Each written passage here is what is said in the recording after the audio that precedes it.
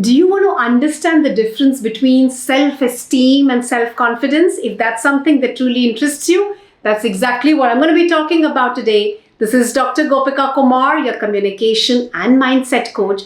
Let's get started with this right away.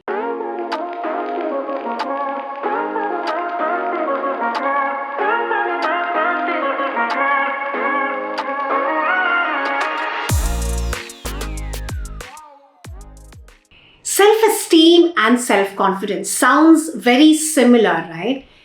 But indeed, they are very different. Today, I'm going to be highlighting with using three most powerful examples that you're going to completely fall in love with. So remember to stay glued in right till the very end of this very video so that you're able to truly understand the difference between this self-esteem and self-confidence and how do we really increase that for ourselves in our lives as well.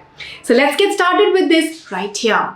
What does self-esteem really mean? And I want you to think about it from your own self perspective, which means when you give respect to yourself, when you give respect to your life, when you respect yourself, that's when you have self-esteem.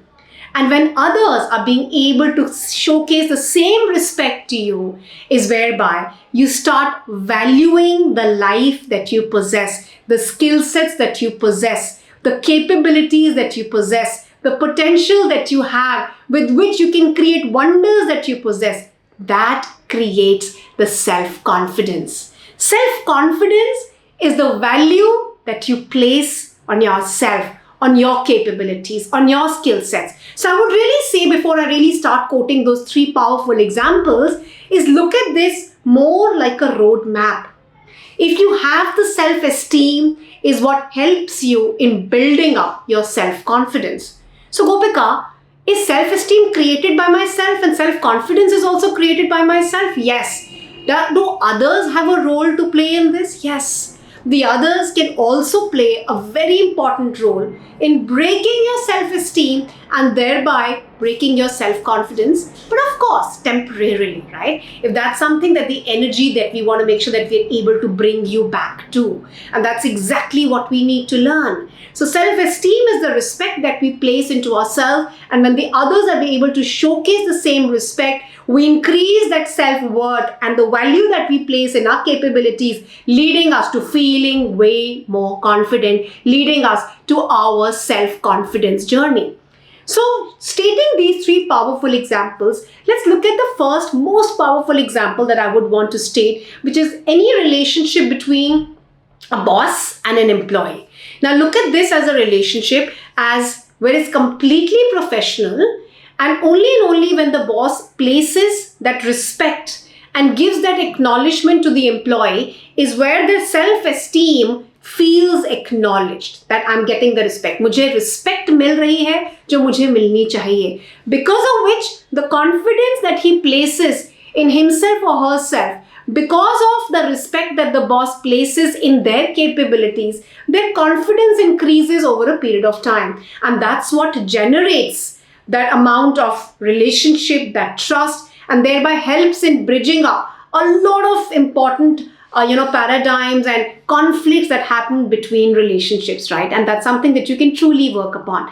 And let me remind you, your boss might have the ability to completely crush your self-esteem, but always tell yourself that your self-respect is in your hands, because that is fundamental to your self-confidence. Because the moment they start crushing your self-esteem, it means that they've already entering into your territory of self-confidence thereby as well. The second area of the example that you'll truly be able to relate is the relationship between a mother and child. Now, have you ever wondered that just like a boss and an employee, how does a child really develop that self-confidence?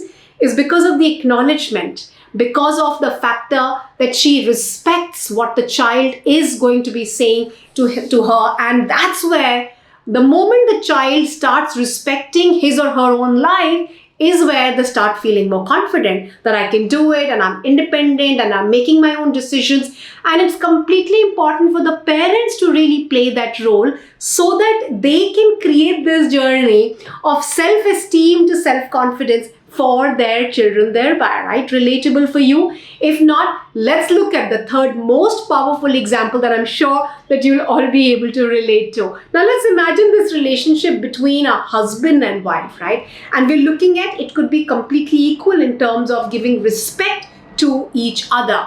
The moment you're giving respect to your wife and the wife is giving respect to the husband, which means that the self-esteem is feeling valued. And the moment you get the respect is where you start feeling that you have the skill sets, you have the potential to understand each other, you have the ability to be able to understand the skill sets of each other, and the self-confidence increases as a husband and wife respectively. Thereby, relationships improve, thereby the bonding between the two improves. What is the cornerstone for building long-lasting relationships? Is to give respect and to receive respect in return to make sure that we are building up on our self-esteem. So the roadmap to building up everlasting confidence truly here has been to start from building your foundation by building your self-esteem to make sure that you can create that self-confidence for yourself, right? If you've been able to truly enjoy this very episode today, please do remember to share your comments with us. Would love to hear back from you on this. As always, this is DrGopikaKumar signing off. Make sure that you've already subscribed to our channel, for we continue to share many such valuable lessons with you, completely on and on and on, right? So see you very soon in the very next video. Until then, this is Dr. Gopika Kumar signing off.